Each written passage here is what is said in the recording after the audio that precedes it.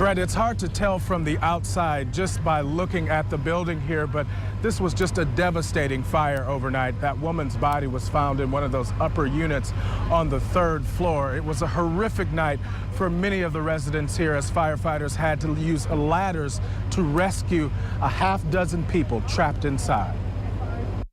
The fire sparked just before 1 this morning, flames bursting from the top of the building when firefighters arrived.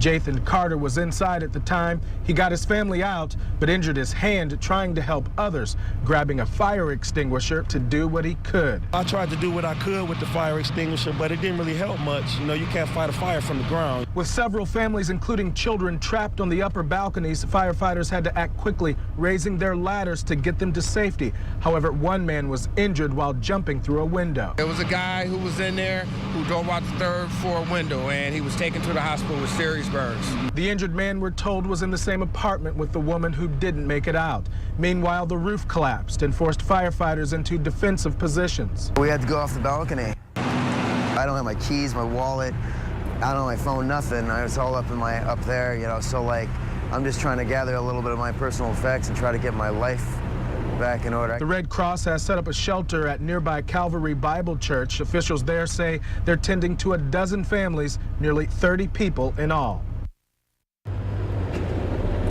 One of the issues with the aftermath of this fire is that there was so much rubble and devastation inside there that fire officials had a tough time getting in there and going through and sifting through all of that debris.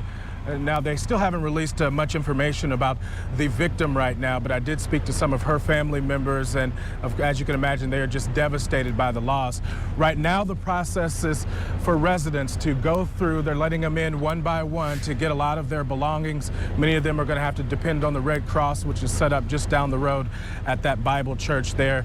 We do have a crew following this story, and they're going to try and get more answers as to what sparked this fire and also whether there was any smoke detectors that were working or alarms inside this apartment unit. Reporting live in Kalamazoo this noon, Mark Thompson, 24-Hour News 8.